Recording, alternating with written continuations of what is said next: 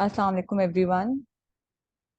I have been receiving multiple requests from aspirants as well as my students to guide regarding British history as an optional subject in CSS.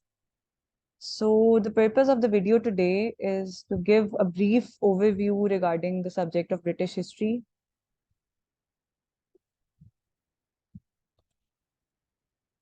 I am Mahrukh Malik and I have secured 7th position all across Pakistan in CSS 2023. I have been allocated to Pakistan Administrative Service. Previously, I'm a gold medalist in architecture and planning. I have also received Mehdi Ali Mirza Award and thesis distinction. सबसे पहले तो बात कर लेते हैं British history की. Specifically in CSS as an optional subject, I have secured 84 marks in British history and this was a subject जिसके लिए मुझे बहुत डिस्करेजमेंट थी कि इसको ऑप्ट नहीं करना चाहिए just because that it is a very lengthy subject, all these myths which were surrounding at that time. और एवरीवन वाज सेइंग कि ये एक बहुत ही मुश्किल सब्जेक्ट होगा, बहुत लेंथी सब्जेक्ट है एंड इसकी प्रॉपर बुक्स अवेलेबल नहीं है, there is no guidance available. So this subject is the one जिसमें मेरे हाईएस्ट मार्क्स भी आए और जिसको मैंने एक इंटरेस्ट लेके भी पढ़ा. And for this I will be sharing my story with you that how did I handle this subject, what was my strategy, and I hope this strategy helps you all जो इसकी preparation कर रहे हैं as an optional subject जिन्होंने इसको opt किया. Firstly, regarding the selection of your optional subjects, I will be talking about this, which is a very common question और ये बहुत ज़्यादा aspirants पूछते हैं कि optional subject को choose कैसे करें. According to the approach which I followed, it was कि सबसे पहले तो आपका interest जो है वो बहुत मैटर करता है with respect to any of your optional subjects. और वो हर बंदे का अपना personalized interest होगा. No one can dictate you, no one can guide you regarding your optional subjects. It is you and your strengths which will determine कि आपका ये वाला optional subject जो है ये आपको score देगा. Just because कि आप उसमें interest लेके पढ़ेंगे, because you have to spend a lot of time with these optional subjects, whichever optional subject you are choosing. So your interest is important. दूसरी बात ये कि एलोकेशन जो है वो आपकी डिटरमिन होती है फ्रॉम योर ऑप्शनल सब्जेक्ट्स. वो जो भी आप रखें उसमें आप अच्छा स्कोर लेंगे, then that will determine your allocation, your good allocation in CSS. Other than that, this is a strategy which you can follow in any of your optional subject. सबसे पहले तो ये कि उसके सिलेबस और पास्ट पेपर्स को अपने सामने निकालें और उसको ऑब्जर्व करें, उसको देखें. आप उसको देखेंगे, अगर आपको उस सब्जेक्ट से थोड़ी फेमिलियरिटी फील हो रही है that there are certain things that you already know about or you can read about this, you want to read about it, that is basically where your interest is. ठीक है, तो उसको आप देखें, syllabus और पास्ट पेपर्स निकाल के एक दफा उसको गो थ्रू करें.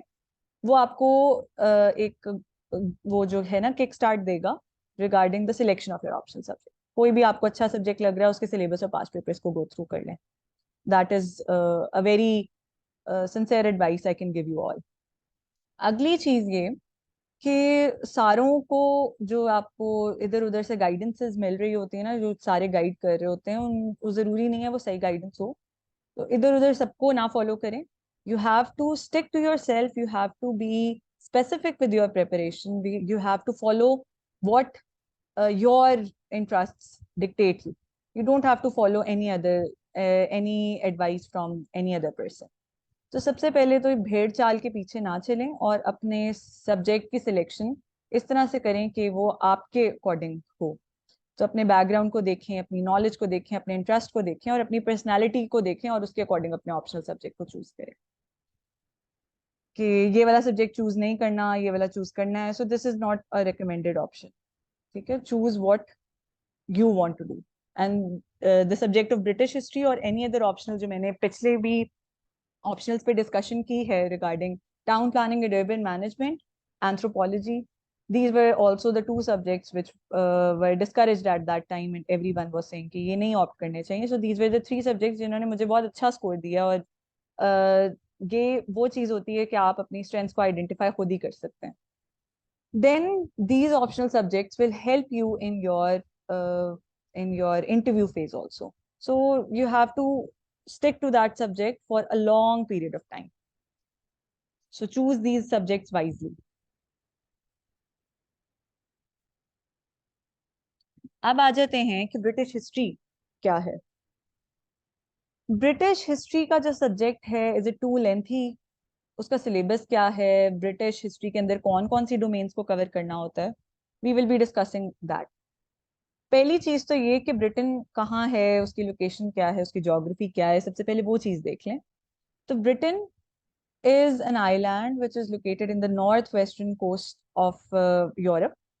और उसके अंदर वो उस पूरे आइलैंड को as a whole, the United Kingdom comprises of the whole island of Great Britain, जिसके अंदर इंग्लैंड है, वेल्स है, स्कॉटलैंड है और नॉर्दर्न पार्ट ऑफ आयरलैंड है, जिसके अंदर बाकी जो आयरलैंड है, you can see in the green section, which is the Republic of Ireland, which is a separate state. So this is the composition of this island. और ये Britain की history होगी जो इस एरिया की. एक चीज आप बहुत कॉमनली ऑब्जर्व करते होंगे, that we use three terms interchangeably: Great Britain, United Kingdom and Britain. इन तीन टर्म्स को ना इंटरचेंजेबली यूज किया जा रहा होता है. तो इसके अंदर डिफरेंस है, and no doubt there is a difference. और इस डिफरेंस को अगर हम आज देख लें तो आप लोगों के लिए भी इजी हो जाएगा to move ahead with this subject. So firstly, the Great Britain comprises of Scotland, England and Wales, which is highlighted in the black section here. ये आइलैंड का लार्जर सेक्शन है जिसके अंदर ये थ्री हैं लोकेटेड. फिर आ जाते हैं यूनाइटेड किंगडम. क्या है यूनाइटेड किंगडम के अंदर? जब आप ग्रेट ब्रिटेन के अंदर ऐड कर देते हैं नॉर्दर्न आयरलैंड को, that creates United Kingdom, the black section. फिर the next one is the British Isles. अब उसके अंदर आपका एक नया एरिया ऐड हो गया, which is the Republic of Ireland. So this is the British IELTS. This is the difference between these three things. और इंग्लैंड जो है वो एक यहाँ पे इसी के अंदर लोकेटेड है. So this is also called the history of England sometimes. तो इस तरह से ये होता है. This is a Venn diagram in order to segregate the differences between these three things, जिसके अंदर ब्रिटिश आइल्स, यूनाइटेड किंगडम और ग्रेट ब्रिटेन, ये वही वाली चीज का आगे फर्दर सेग्रीगेशन है. The subject of British history is located in the group 4, जिसके अंदर और हिस्ट्रीज के सब्जेक्ट्स हैं, जिसमें हिस्ट्री ऑफ इंडो पाक है, इस्लामिक हिस्ट्री है, यूरोपियन हिस्ट्री है, यूएस हिस्ट्री है, और उसके अंदर ब्रिटिश हिस्ट्री एक सब्जेक्ट है. For those who are opting British history as an optional, उनके लिए the guidance here is that how you can start your journey with this subject. Firstly, तो the myth कि ये सब्जेक्ट जो है बहुत लेंथी है, ये तो आपसे कवर ही नहीं होना, तो ये ना चूज करें तो बेहतर है. So let's break this myth first. It is not at all a lengthy subject. जो एफपीएससी का सिलेबस है वो आपका स्टार्ट होता है 1688 से, which is the Glorious Revolution. And Glorious Revolution आप ये देख रहे हैं, उससे पहले देखें इंग्लैंड की हिस्ट्री या ये ब्रिटेन की हिस्ट्री जो है वो इतनी लंबी है. We are not going to study that. We are just going to start from Glorious Revolution 1688 and then we will move forward. ठीक है. So this is how the subject is and it is not at all a lengthy subject. Firstly ये वाली myth तो हम खत्म करें. Now the syllabus break down. उसके अंदर सबसे पहले तो ये मैंने आप लोगों को अभी बताया है कि this subject starts from 1688, which is the Glorious Revolution. और इसके अंदर बाकी इवेंट्स हैं. अब सबसे पहले तो ये आप देख लें, the glorious revolution, the first, ये सिलेबस ब्रेकडाउन है जो आपका ऑलरेडी एफपीएससी की वेबसाइट पे प्रोवाइडेड है. उसको थोड़ा इजी वर्जन में मैं आप लोगों को एक्सप्लेन कर देती हूँ कि ग्लोरियस रेवोल्यूशन के साथ जो ग्लोरियस रेवोल्यूशन के आफ्टर इफेक्ट्स हैं वो हेनोवियन सक्सेशन तक जाते हैं, and it is till almost 1745 तक ये वाली चीजें चल रही होती हैं. तो ये इन दोनों को हम साथ साथ कवर कर सकते हैं, starting from Glorious Revolution to हेनोवियन एरा.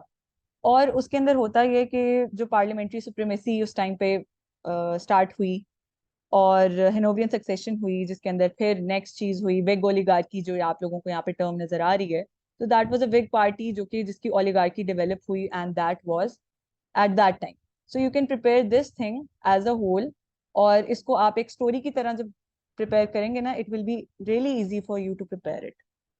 अब इस चीज से रिलेटेड क्वेश्चन आता भी है, और फ्रीक्वेंटली क्वेश्चन पूछा जाता है, या तो ग्लोरियस रेवोल्यूशन से पूछा जा सकता है, या हेनोवियन सक्सेशन या हेनोवियन एरा से पूछा जा सकता है। So this is the first thing, the first phase of this. तो इसकी थोड़ी से ना जोन्स में अगर हम डिवाइड कर लें इस सब्जेक्ट को, तो हमारे लिए थोड़ा और इजी हो जाएगा to decode this subject further. Then coming towards the union of England and Scotland, union of England and Ireland, ये यूनियंस की बात हो रही है, and the old colonial system. ये वाली तीनों चीजों को भी साथ साथ कवर किया जा सकता है in terms of creating a sequence of ideas in that। तो ये वाली चीज जो है, ये तीन चैप्टर्स को साथ साथ कवर किया जा सकता है। और इसके अंदर ये है कि ग्रेजुअली जो डेवलपमेंट्स हुई उसको आप एराज में डिवाइड कर लें। जैसे यहाँ पे हमने ग्लोरियस रेवोल्यूशन, हेनोवियन एरा की बात की, और फिर हमने ये यूनियन की बात कर ली, and the old colonial system जो उस टाइम पे प्रिवेल कर रहा था। अब जो नेक्स्ट चीज आ जाती है इस सिलेबस के अंदर ही, फिर आ जाती है रेवोल्यूशंस। अब रेवोल्यूशंस के अंदर जो फ्रेंच रेवोल्यूशन है, उसके अंदर नेपोलियनिक वॉर्स हैं, फिर इंडस्ट्रियल रेवोल्यूशन और एग्रीकल्चरल रेवोल्यूशन। ये वाले आपके फर्दर चैप्टर्स हैं जो इसमें हैं। And I am sure that everyone is aware of French revolution, industrial revolution, agricultural revolution, सबको इन चीजों का पता होता है ऑलरेडी। लेकिन यहाँ पे थोड़ा सा ये कि we are talking about specifically Britain in our case, because we are studying British history, तो इसको स्पेसिफिक ब्रिटिश डोमेन में हम रखेंगे, and we will be talking about things regarding the Britain, the aspect of Britain. तो ये आपकी revolutions वाला जो एस्पेक्ट है, ये फिर वो कवर हो जाता है। And then there are Chartist movement, party politics, Methodist movement, ये इनकी छोटी छोटी डिटेल्स हैं, and these are extremely easy to cover. थोड़ी थोड़ी डिटेल्स हैं उस टाइम पे ये वाली मूवमेंट्स जो चल रही थी। सो देन अब उसके बाद आ जाते हैं हम regarding the next phase, which is the parliamentary reforms जो उस टाइम पे हो रहे थे। विक्टोरियन एरा की बात कर लेते हैं, रॉबर्ट पील की बात कर लेते हैं, पार्लियामेंट्री रिफॉर्म्स के अंदर ये वाली चीजें आती हैं। तो विक्टोरियन एरा के अंदर these are the prime ministers जो कि इंपॉर्टेंट रोल प्ले कर रहे थे उस टाइम पे in terms of the parliamentary reforms also. So Robert पील के रिफॉर्म्स थे, देन डिज़राइली ग्लैडस्टोन के रिफॉर्म्स थे। So these were the important prime ministers eight that time. अब ये वाली चीजें जो हैं, ये जब हम आगे चलते हैं, ये हमारे अब फर्दर एराज में आ गई ना चीजें। पहले हमने प्रीवियस एराज की बात की, अब हम विक्टोरियन एरा की बात कर रहे हैं, and then there is Edwardian era. और ये भी वही वाली चीजों को आगे जब हम सेग्रीगेट करते हैं in terms of the developments which were taking place in terms of the eras जिसके अंदर ये वाली डेवलपमेंट्स हो रही थी, तो वो इजी हो जाता है उसको कवर करना। सो उसका स्ट्रेटेजिक ब्रेकडाउन हो जाए सिलेबस का, तो इजी आप लोगों के लिए हो जाएगा to cover this subject. Then we have the period from 1900 onwards, और उसके अंदर जैसे मैंने आपको बताया एडवर्डियन एरा, और उसके बाद फिर आगे everyone is aware of world war one and the consequences, the after effects of that. इसके लिए मैंने अब पूरी अपने हिस्ट्री का जो मेरा ये सब्जेक्ट था, इसके लिए मैंने ना निमोनिक्स बना लिए थे, मैंने टेबल्स बना लिए थे, और चीज़ों को इजी अपने लिए किया था, just to remember all those things in the paper. जैसे मैं आप लोगों के साथ एक निमोनिक शेयर कर देती हूँ। एक मैंने बनाया था, it was MAIN, main. This is a word, main. तो मैंने वर्ल्ड वॉर वन से रिलेटेड ये निमोनिक बनाया, जिसके अंदर है मिलिट्रिज्म, अलायंसेज, इंपीरियलिज्म और nationalism. These were the three causes जिस वजह से मतलब वर्ल्ड वॉर हो रही थी। तो इस तरह से निमोनिक्स अपने अगर बना लिया जाए ना, तो ईजी हो जाता है, आप वहाँ पे चीज़ों को अच्छे तरीके से रिकॉल कर पा रहे होते हैं। तो मैं वही वाली बात कह रही हूँ कि वर्ल्ड वॉर वन, और वर्ल्ड वॉर वन के अंदर जब हम बात करते हैं तो league of Nations, great depression, ये वाली सारी चीज़ें जो हैं, ये विद रिस्पेक्ट टू हमने ग्रेट ब्रिटेन इसमें स्टडी करनी है। ये सारी चीजें थी पार्ट वन के अंदर। अब पार्ट टू की हम बात करते हैं। पार्ट टू के अंदर क्योंकि the paper is divided into part one and part two, तो पार्ट टू के अंदर we are talking about World War Two. And World War Two के अंदर वही वाली चीजें that we are talking about, the creation of UN and other things which were happening at that time, the reforms in the Labour government, इस तरह की चीजें हैं in the first chapter. Then we will go towards cold war era, और ये cold war के अंदर जो हम पढ़ते आ रहे हैं चीजें रिगार्डिंग नेटो और the foreign policy of Britain eight that time, और इस तरह की चीजें, द क्रिएशन ऑफ ईईसी. तो ये वाली सारी चीजें जो हैं ये हमारे नेक्स्ट चैप्टर के अंदर आएंगी. अब specifically if we talk about the things regarding Britain, तो उस टाइम पे there was prime minister Margaret Thatcher, और उनकी पॉलिसीज, उनकी Falkland wars, that that is an important thing है. थैचरिज्म से लेके कैमरॉन तक, this basically has all the details regarding अब कैमरॉन, और फिर टोनी ब्लेयर, फिर वॉर ऑन टेरर, और फिर फाइनेंशियल क्राइसिस ऑफ 2008. तो ये सारी चीजें जो हैं these are important with respect to the part 2. फिर आ जाते हैं, this is the one which is considered to be the latest development. जैसे ब्रेग्जिट की डेवलपमेंट हुई, या इस तरह की जो डेवलपमेंट्स हो रही हैं अब latest, it can be a question, और प्रीवियसली ब्रेग्जिट पे क्वेश्चन आया भी है, तो ये लेटेस्ट डेवलपमेंट्स को भी हमने माइंड में रखना है when we are preparing for this subject. और ब्रिटेन से रिलेटेड को इतनी जल्दी जल्दी इस तरह की डेवलपमेंट्स आती नहीं है, तो इसलिए दिस इज अ सब्जेक्ट जिसके अंदर आपको लेटेस्ट डेवलपमेंट्स पे इतना फोकस रखना भी नहीं है. जो बहुत मेजर डेवलपमेंट होगी, you will be talking about that.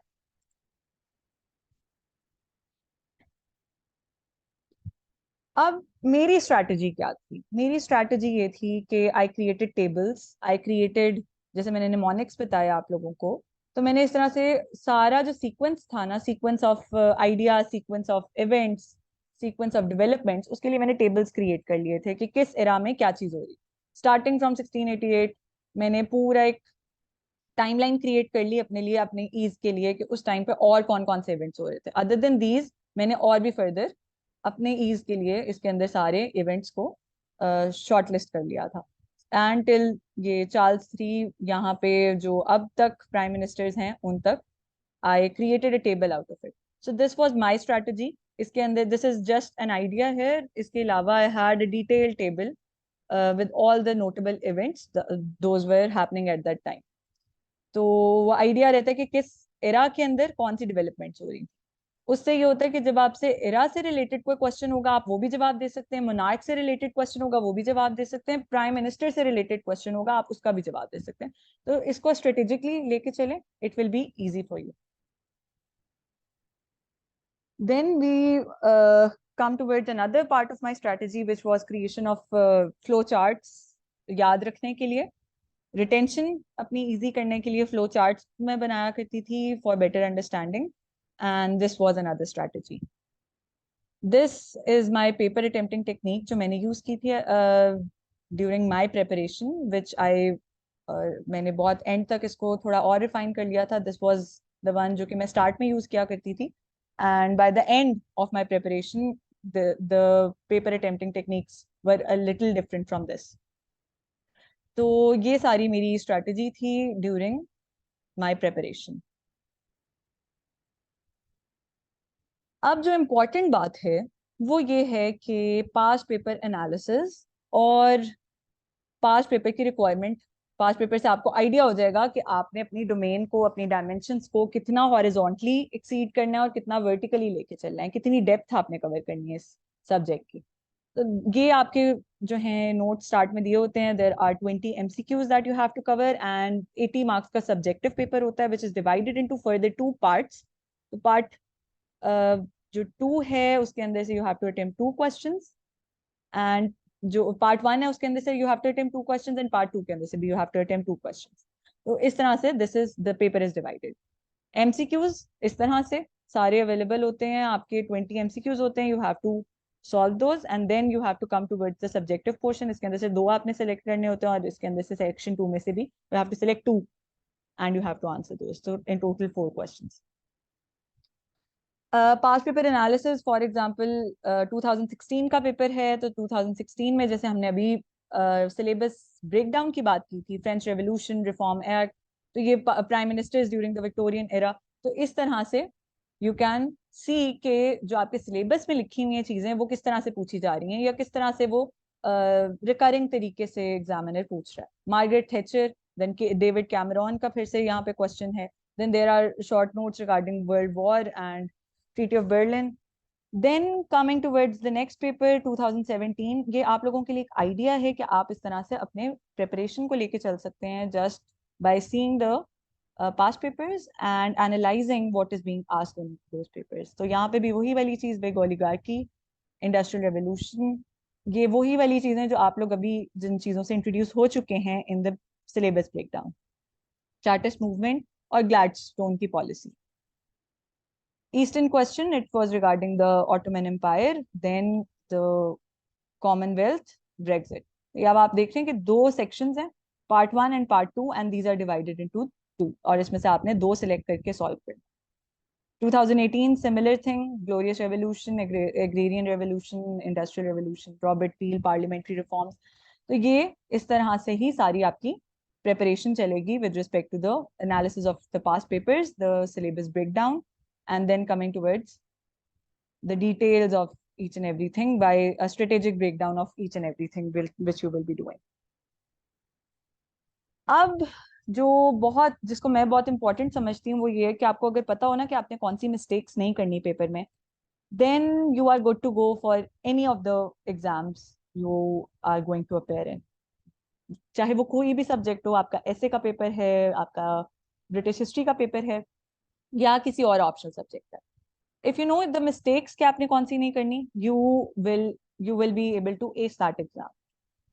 तो इसलिए कि एग्जामिनर रिपोर्ट के अंदर ये कुछ 6 पॉइंट्स हैं जो कि मेंशन्ड है, कि जो एग्जामिनर ने पॉइंट आउट किए हैं कि कैंडिडेट्स ये करते हैं और प्रॉब्लम कहाँ पे फेस करनी पड़ती है। तो ये this is from the examiner report, ये उसी तरह से मेंशन्ड है। यहाँ पे आप लोगों की इजी करके पॉइंट वाइज लिख दिया गया कि कैंडिडेट्स जो है वो पुअर परफॉर्मेंस शो करते हैं, and the poor performance is regarding the irrelevant and unnecessary material which they have provided। ठीक है, मिस्टेक होती हैं with respect to the spelling mistakes, punctuation की गलतियां, तो ये वाली चीजें जो है एग्जामिनर को एक्सेप्टेबल नहीं है। तो इसीलिए मैं स्टार्ट से हर सेशन में, हर चीज में, हर वीडियो में यही वाली बात कह रही हूँ कि start from English precis, that will be the point where you will be able to improve your English and then you will be able to proceed to any other subject। इसी तरह से अगर मैं इसको समराइज कर दूं ना आप लोगों के लिए कि एग्जामिनर रिपोर्ट में क्या कहा गया है, तो एग्जामिनर रिपोर्ट में ये कहा गया है कि और this is the strategy to score high in this subject, कि critical thinking skills are required for this subject, फिर quality, substance and no mistake in spellings and punctuation. This is the other point, examiner आपको बता रहा है और आप जब इसको निकाल लेंगे तो you will be able to score high. Only relevant information और जो सवाल में पूछा है उसका जवाब दे, इररेलेवेंट बात नहीं करी। Focus on what was demanded through the question. फिर focus on paper presentation and mentioning dates because it is the exam of history. So these are the 6 points, if you keep these things in your mind you will be able to score good. अगली चीज ये है कि mistakes कौन सी आपने avoid करनी है, उसमें ये कि हर टॉपिक के अंदर आपको बहुत ज्यादा बैकग्राउंड देने की जरूरत नहीं है। अगर आप बहुत ज्यादा डिटेल का बैकग्राउंड देना शुरू कर देंगे किसी भी चीज का तो वो इररेलेवेंट हो गया ना। So there is no need to do that, this is a mistake and it is clearly mentioned in the examiner report. And other than that, ये भी एग्जामिनर रिपोर्ट में मेंशन्ड है, और ये वैसे भी मैं कहती होती हूँ कि फॉर CSS वाली किताबों के पीछे नहीं भागना। The guidebooks, they are not recommended at all। I will be telling the resources by the end of this video, you can consult those resources for your preparation। These are the resources। ये तो आपकी reference books आपकी syllabus में given है, लेकिन most of these are not available। Commonly वो available नहीं है, personally मुझे नहीं मिली थी ये वाली। The one which I have highlighted in blue was the one जो कि मुझे मिल गई थी in a PDF form, और ये मैं आप लोगों के साथ रिसोर्सेज शेयर कर देती हूँ।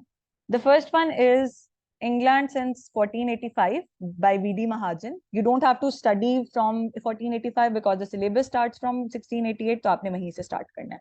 ये वीडी महाजन की बुक है, this is a very good book, a very good resource. Then British history by Sheikh Mohammad Qayyum, ये एक अच्छा रिसोर्स है। Then coming towards mastering modern British history by Norman Lowe, ये भी बहुत अच्छा रिसोर्स है। This is this is a very good resource for the preparation of British history. ये 3 बुक्स जो हैं ये बहुत अच्छा आपको कंटेंट, क्वालिटी कंटेंट प्रोवाइड कर देती हैं, और इनको अपना आप बेसिक टूल समझें, रेफरेंस बुक समझें, और इसके थ्रू आप अपनी प्रिपरेशन को लेकर चलें। This is another book written since 1688, और ये भी बहुत अच्छी बुक है जिसके अंदर थोड़े से आपको आइडियाज और एडिशनल मिल जाएंगे just to give further details about each and every topic. लेकिन these 3 books are sufficient, entirely sufficient for your preparation. So this was all for today, and I hope this video was beneficial to you all. और British history का subject अब आप लोगों के लिए handle करना थोड़ा सा easy हो जाएगा. Thank you everyone. Allah Hafiz.